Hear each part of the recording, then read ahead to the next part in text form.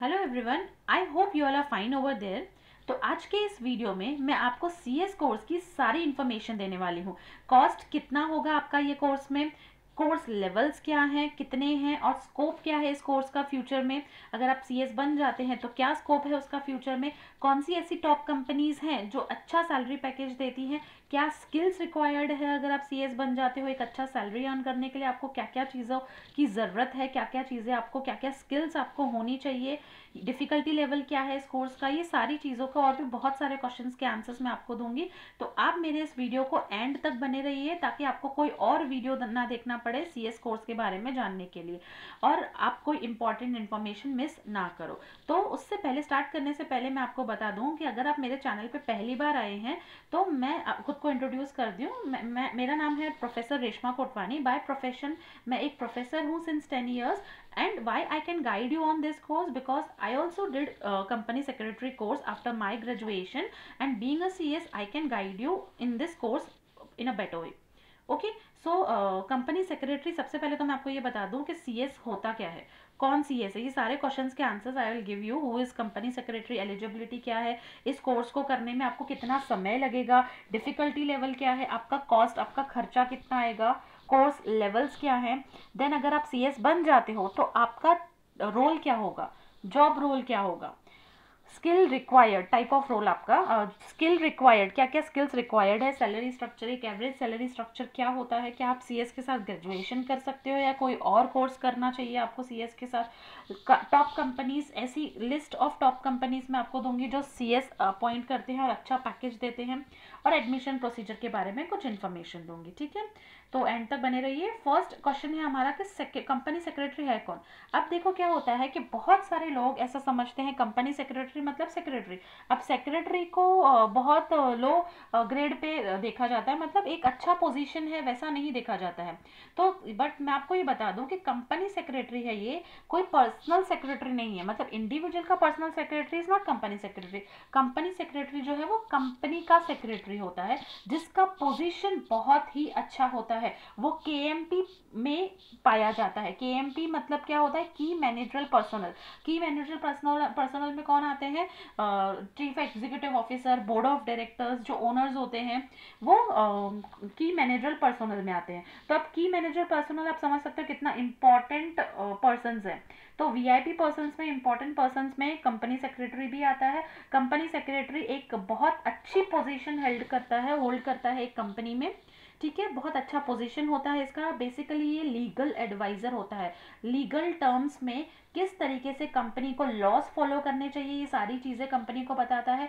एक company secretary board of directors के साथ, सीईओ के साथ बैठ के ये बता सकता है कि आपको इस कंपनी को क्या लॉस फॉलो करने चाहिए और क्या लॉ फॉलो नहीं किया। तो एडवाइस करता है उनको कि कंपनी को ये लॉ फॉलो करना चाहिए, अगर ये लॉ फॉलो नहीं किया तो इतना पेनल्टी होगा, इतना ड्यूरेशन है, इधर ऐसा पेमेंट करना है आप लोगों को।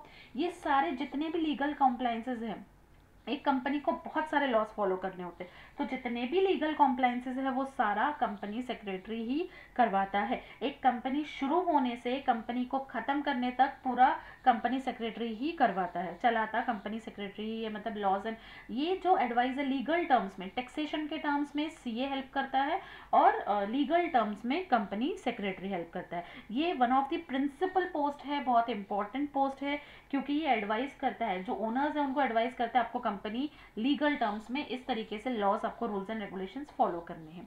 ओके, तो नेक्स्ट इज, ये तो हो गया कंपनी सेक्रेटरी के बारे में कि वो क्या क्या करते हैं, कौन होता है कंपनी सेक्रेटरी, क्या क्या करते हैं, ये मैं आगे आपको बताऊंगी। एलिजिबिलिटी क्या है, आप सीएस कोर्स आप 12th के बाद भी कर सकते हो, आप टीवाई के बाद भी कर सकते हो, ठीक है। आपको 12th पास होना है तो आप सीएस कर सकते हो, अगर आप टीवाई हो तो भी सीएस आप कर सकते हो। ड्यूरेशन क्या होगी, अब मैं आपको बता दूं कि पहले क्या होता था, अब 12th कोर्स करते थे, 12th के बाद आपको 3 लेवल्स होते थे। ओके, मैं वो कोर्स लेवल में आपको बताती हूँ, पहले ड्यूरेशन हम समझ लेते हैं। इसका ड्यूरेशन भी 4 साढ़े 4 साल तक है।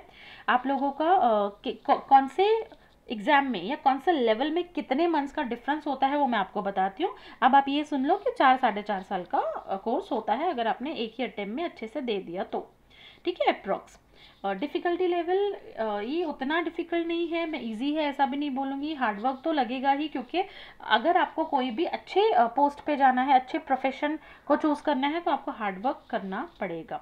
हाँ, ये बात बोलूँगी, अगर आपको थ्योरी बहुत पसंद है तो आप इस कोर्स के लिए डेफिनेटली जा सकते हैं। ये कोर्स 80% 85% थियरी है, हार्डली कुछ 2-3 सब्जेक्ट्स होंगे जो आपको, 90% थियरी है, जो 2-3 सब्जेक्ट्स होंगे जो आपको अकाउंट्स के रहेंगे, ठीक है, वो भी उसके ऊपर भी एमसीक्यूज ही आते हैं, फिर पूरा अकाउंटिंग करने को नहीं आता है आपको। ओके, तो कोर्स लेवल, इसमें 3 कोर्स लेवल है। पहले होता था फाउंडेशन, एग्जीक्यूटिव एंड प्रोफेशनल। अब यहाँ पे फाउंडेशन ना लेके एंट्रेंस लेवल लिया है, एंट्रेंस टेस्ट। एंट्रेंस टेस्ट क्या है? CSET, CS executive entrance test, ठीक है। तो ये CSET, CSET इसे बोला जाता है। तो ये CSET जो है वो CS एंट्रेंस एग्जीक्यूटिव लेवल, मतलब एग्जीक्यूटिव में आपको जाने के लिए CS करना पड़ता है, ठीक है। फिर उसके बाद आता है एग्जीक्यूटिव लेवल, जो सेकंड स्टेज है। Last is professional. पहले क्या होता था, जो स्टूडेंट्स 12th करते थे, 12th के बाद वो एंट्रेंस देते थे CS का, उसके बाद फाउंडेशन देते थे, then executive and then professional. But अब अगर, और जो TY के स्टूडेंट्स होते थे वो, उन्हें फाउंडेशन एग्जेम्प्ट रहता था, मुझे भी फाउंडेशन एग्जेम्प्ट था, मैंने डायरेक्टली एग्जीक्यूटिव दिया था, उसके बाद प्रोफेशनल। तो एग्जीक्यूटिव के बाद प्रोफेशनल 2 ही स्टेजेस होते हैं। बट अभी अगर आप CS आपने 12th किया है या TY किया है या MCOM किया है, कुछ मैटर नहीं करता है, आपको एंट्रेंस से ही स्टार्ट करना है, CSET सबको देना ही है, ठीक है। ओके, अब एंट्रेंस लेवल जो होता है CSET, वो उसके 6 मंथ्स बाद 4 अटेम्प्ट्स होते हैं उसके टोटल। आपको पहले ये बता दूं कि एंट्रेंस लेवल के 4 अटेम्प्ट्स होते हैं पूरे ईयर में। पहले entrance foundation level, entrance level के 2 ही अटेम्प्ट्स होते थे, जून एंड दिसंबर। बट अब एंट्रेंस लेवल के 4 अटेम्प्ट्स होते हैं, मई, जुलाई, नवंबर एंड जैन। आप इसके 1 महीना पहले भी, एग्जाम के 1 महीना पहले भी रजिस्ट्रेशन कर सकते हो। अब जुलाई है तो आप जून तक रजिस्ट्रेशन कर सकते हो, ठीक है। अब 6 मंथ्स आपने आप रजिस्ट्रेशन कर लिया, आप पास हो गए, आपका रिजल्ट भी 10 दिन में आ जाता है। जैसे ही आपने CSET दे दिया, आपका 10 डेज में रिजल्ट आ जाता है, और उसके 6 मंथ्स बाद आप एंट्रेंस लेवल पास होने के 6 मंथ्स बाद एग्जीक्यूटिव दे सकते हो। एग्जीक्यूटिव क्लियर होने के 9 मंथ्स बाद आपको देना रहता है CS फाइनल। और एग्जीक्यूटिव के बाद आपको 2 साल की आर्टिकलशिप करनी रहती है, वो आप एग्जीक्यूटिव के बाद भी कर सकते हो, प्रोफेशनल के बाद भी कर सकते हो। आपको 2 इयर्स की आर्टिकलशिप करनी रहती है, जिसमें आपको स्टाइपेंड अच्छा मिलता है, मतलब एज कम्पेयर टू CA अच्छा मिलता है। बट मैं आपको बोलूँगी कि आपको स्टाइपेंड पे ध्यान नहीं देना चाहिए, ध्यान किस जगह पे देना चाहिए कि आपको कहाँ से अच्छी चीज़ें सीखने को, अच्छे स्कोप मिलता है, अच्छा एक्सपोजर मिलता है, आपको बहुत सारी एक्टिविटीज़ या बहुत सारी चीज़ें सीखने को मिलती है जो एक CS करता है, ठीक है। तो वो उन 2 सालों में आप बहुत कुछ गेन करके एक प्रैक्टिकल वर्ल्ड में जब एंटर करोगे तो आपका वैल्यू, मार्केट वैल्यू बहुत ज़्यादा बढ़ जाएगा। अब एग्जीक्यूटिव लेवल और प्रोफेशनल लेवल के 2 अटेम्प्ट्स होते हैं, जून एंड दिसंबर, ठीक है। एग्जीक्यूटिव लेवल और प्रोफेशनल लेवल में, एग्जीक्यूटिव लेवल में आपको 2 ग्रुप्स रहते हैं, एंड प्रोफेशनल लेवल में आपको 3 ग्रुप्स रहते हैं। एग्जीक्यूटिव लेवल में जो 2 ग्रुप्स रहते हैं, दोनों में आपको 4-4 सब्जेक्ट्स रहते हैं, वेरस वहाँ पे प्रोफेशनल लेवल में आपको टोटल 3-3 सब्जेक्ट्स रहते हैं, मतलब 9 सब्जेक्ट्स इन ऑल रहते हैं, ठीक है। 9 यहाँ पे ग्रुप्स को मॉड्यूल बोला जाता है, module 1 and module 2, okay. Then job roles, क्या जॉब रोल, आप अगर आप CS बन गए तो आप क्या काम कर सकते हो। एक CS जो है वो कॉर्पोरेट प्लानर बन सकता है, ठीक है। एक CS जो है वो चीफ एडमिनिस्ट्रेटिव ऑफिसर बन सकता है, लीगल एडवाइजर बन सकता है, company registrar, principal secretary, important secretary, member of board of directors. बहुत सारे CS member of board of directors भी बन जाते हैं, कंपनी को कैसे लॉ के कंप्लाइंसेस करवाने हैं, बाकी के क्राइटेरियाज भी फुलफिल करके वो उस पोजीशन तक पहुंच सकते हैं, ठीक है। तो काफ़ी अच्छी पोजीशंस होती हैं, अच्छे जॉब रोल्स होते हैं CS के। आप CS क्लियर करके, जैसे CA क्लियर करके आप CA लिखवाते हो, CA प्रीफिक्स ऐड होता है आपके नाम के आगे, वैसे ही CS क्लियर करके CS आपके नाम के आगे प्रीफिक्स हो जाएगा। स्किल्स क्या क्या चाहिए, एक तो स्ट्रॉन्ग कम्युनिकेशन, जो हर एक प्रोफेशन, अच्छे प्रोफेशन में आपको चाहिए रहती है। कमर्शियल अवेयरनेस, अपडेट रहना है आपको हर एक चेंजेस से, जो भी चेंजेस आ रहे हैं, क्या ट्रेंड्स चालू है, वो सारी चीज़ों से आपको अवेयर रहना है, ताकि आप कंपनी को कोई भी गलती करने से बचा पाओ। Next is sharp in analytics, आप एनालिटिक्स में शार्प होने चाहिए। आप आगे फ्यूचर में क्या होने वाला है, अभी का क्या लॉज एंड कंप्लाइंसेस है, या अभी कैसा कमर्शियल अवेयरनेस के वजह से, अपडेट रहने के वजह से आप फ्यूचर फोरकास्टिंग करना आपको आना चाहिए, एनालिसिस करना आपको आना चाहिए। ठीक है, तो वो कैसे आएगा, वो आपको प्रैक्टिस से ही आएगा। Next is salary structure. अगर हम सैलरी स्ट्रक्चर देखेंगे तो देखो अभी ये एक एवरेज सैलरी स्ट्रक्चर है, कंपनी को कंपनी डिफर करता है, जो आपके स्क्रीन पे आपको दिख रहा है कि starting salary is 3 lakh, mid level salary जो है पर एनम 6 लाख पे जाती है, then senior level salary 9 lakh. अगर आप बोलोगे कि 3 लाख है, कम है स्टार्टिंग सैलरी हमारी, क्यों हमें 25,000 30,000 40,000 मिल रही है, हमने इतना प्रोफेशन इतनी मेहनत की है और इतना अच्छा प्रोफेशन है, तो क्या होता है अगर आप फ्रेशर हो और अगर आपको ऐसा सैलरी मिलता है और आपको ऐसा लगता है कि कोई ऐसा बंदा है जिसने सिर्फ बीकॉम ही किया है, उसका भी 20,000 और मेरा 30,000 है, तो क्या फ़र्क हो। ऐसा नहीं होता है। अगर आपका सैलरी 30,000 भी है एट स्टार्ट, तो अगर आप वहाँ से नॉलेज गेन करके, प्रैक्टिकल नॉलेज गेन करके जैसे ही खुद को आप एक्सपीरियंस्ड बनाओगे, एक्सपीरियंस गेन करोगे, आपका जो सैलरी हाइक है वो बहुत बढ़ जाता है, आप दुगना अर्न करने लगते हो कुछ ही साल में। ठीक है, तो आपका जो हाइक होता है वो बहुत ज़्यादा होता है। कभी एक बीकॉम करने वाले का जो जॉब पे लगता है 10-12 हज़ार, फिर वो 20,000 तक आएगा, तो उसको कई साल लग जाते हैं 20,000 तक आने के लिए। उनका हाइक जो रहता है वो उतना नहीं रहता है जितना एक प्रोफेशनल्स कर पाते हैं। ठीक है, तो उसके बाद अगर आप जॉब चेंज करते हो, वहाँ पे भी आपका सैलरी हाइक बहुत ज़्यादा बढ़ जाता है। ओके, तो स्कोप बहुत ज़्यादा है। ठीक है, अब देखो कैसे न्यू रूल्स एंड रेगुलेशंस आ रहे हैं गवर्नमेंट की तरफ से कि जीएसटी करना है, देन बहुत सारे लीगल नए लॉज निकले हैं। ठीक है, अगर आप फूड इंडस्ट्री खोल रहे हो तो आपको कहाँ पे रजिस्ट्रेशन करना है। ठीक है, आप अगर बेवरेज का खोल रहे हो तो आपको कहाँ पे रजिस्ट्रेशन करना है। बहुत सारे चेंजेस आए, तो ये चेंजेस कैसे आए, ये चेंजेस कंप्लाइंस कैसे हो, सीएस की ज़रूरत पड़ती है इसलिए। तो इसलिए जितने ज़्यादा चेंजेस, जितने ज़्यादा लॉज इंक्लूड हो रहे हैं, उतने ज़्यादा, जितना ज़्यादा ई गवर्नेंस आ रहा है, उतना ज़्यादा सीएस सीए जैसे प्रोफेशंस का डिमांड बहुत बढ़ रहा है। तो स्कोप इसका फ्यूचर में बहुत ज़्यादा है। अगर आप मुझसे पूछोगे ना C S plus graduation is possible, yes C S plus graduation is possible. अगर आप मुझसे पूछोगे तो मैं आपको सी एस के साथ LLB एडवाइस करूँगी। ठीक है, तो you can work as a cyber lawyer.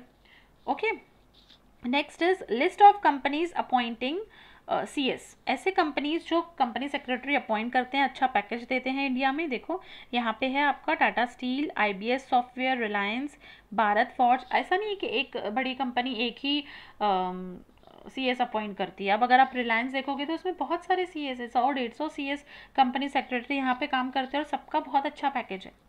तो कैपिटल के रिक्वायरमेंट में कंपनी का कैपिटल कितना है उसके अकॉर्डिंग उन पे रहता है कि उनको CS अपॉइंट करना है या कितने CS अपॉइंट करने हैं। ओके, एडमिशन प्रोसीजर कैसा है, अभी आपको सबसे पहले रजिस्ट्रेशन करवाना रहता है CSET के लिए। आपने CSET क्लियर कर लिया। अब CSET का सबसे पहले मैं एक बात बता दूं कि CSET जो है वो आपका एग्ज़ाम फॉर्म और रजिस्ट्रेशन फॉर्म अलग अलग नहीं होता। आपको बस रजिस्ट्रेशन करवा लो आप, आपका एग्ज़ाम हो जाएगा 1 महीने में। ठीक है, आप 1 महीना पहले भी CSET के लिए कर सकते हो रजिस्ट्रेशन। CSET का रजिस्ट्रेशन होने के बाद आपको करना पड़ता है ICSI, ये इंस्टीट्यूट है जो करवाता है। कोई कॉलेज में जाके आपको एडमिशन नहीं लेना पड़ता है, आपको ICSI इंस्टीट्यूट के पास ही वहाँ पे वेबसाइट पे जाके ऑनलाइन एडमिशन आप करवा सकते हो, ऑनलाइन रजिस्ट्रेशन आप करवा सकते हो इस कोर्स का। CSET कंप्लीट करने के बाद आपको एग्जीक्यूटिव लेवल के लिए जाना होता है, रजिस्ट्रेशन करना होता है, फिर एग्ज़ाम फॉर्म फिल करना होता है। एग्जीक्यूटिव होने के बाद आपको प्रोफेशनल के लिए जाना होता है। ठीक है, अभी यहाँ पे मैं आपको बता दूँ कि आपका खर्चा कितना आएगा। अगर आप ये जानना चाहते हैं कि आपका खर्चा कितना आएगा तो मैं आपको बता दूँ कि इन ऑल पूरा मिला के आपका अराउंड 30 to 35,000 तक का खर्चा आता है। इसमें एग्जामिनेशन फ़ीस, हर एक मॉड्यूल की 1200 एग्जामिनेशन फ़ीस होती है, then registration fees, pre test fees. एक प्री टेस्ट होता है एग्जीक्यूटिव और फाइनल लेवल पे। फाइनल के लिए आप तभी अप्लाई कर सकते हो, फाइनल में आप एग्ज़ाम के लिए तभी अप्लाई कर सकते हो जब आप प्री टेस्ट दो, मतलब जितने भी सब्जेक्ट्स हैं आपको प्रोफेशनल में, आपको सबका प्री टेस्ट देना है। उसका भी फीस उन्होंने लिया है 1000। ठीक है, प्री टेस्ट कैसे होता है, घर बैठे आपका ऑनलाइन ही टेस्ट होता है जो कंपनी सेक्रेटरी इंस्टीट्यूट ही लेती है। ओके। तो ये सारी चीज़ें हैं, कुछ आपको ट्रेनिंग भी एक दो दी जाती है जो पेड होती है, पेड ट्रेनिंग्स होती है, आपको पेमेंट करनी रहती है, तो वो अराउंड 35,000 तक हो जाता है। ये जो खर्चा है 35,000 का, वो तब होता है जब आपने कोई क्लास नहीं लिया हो, 35 to 40,000 तक। ये तब होता है जब आपने कोई क्लास नहीं लिया। अगर आपने कोचिंग ली है तो फिर वो कोचिंग का खर्चा आपका अलग होगा, और वो डिपेंड करता है कि आप कहाँ पे कोचिंग लेते हो। ओके। तो इतना था, ये सब मैंने आपको सीएस कोर्स के लिए बताया। इसके बाद भी अगर आपको कोई और आईसीएसआई का जो वेबसाइट लिंक है वो मैं आपको डिस्क्रिप्शन बॉक्स में दे दूंगी। इसके बाद भी अगर आपको कोई और डाउट है तो आप मुझे कमेंट सेक्शन में बताइए। और एक बात, मैंने इस वीडियो में मैंने इसके पहले एक वीडियो किया है जिसमें मैंने सीए कोर्स के लिए इन्फॉर्मेशन दी है कि अगर आपको सीए करना है तो आपको क्या क्या सारा इन्फॉर्मेशन, आपको क्या क्या जानना चाहिए, वो सब बताया है। आप आई बटन पे क्लिक कर सकते हो या तो डिस्क्रिप्शन बॉक्स में मैंने लिंक दिया हुआ है। ओके। अगर आपको ये वीडियो हेल्प किया थोड़ा भी तो आप इसे लाइक कीजिए और अपने फ्रेंड्स के साथ भी शेयर कीजिए जो सीएस करना चाहते हैं या सोच रहे हैं करने की। ओके। तो मिलते हैं नेक्स्ट वीडियो में। Thank you so much for watching.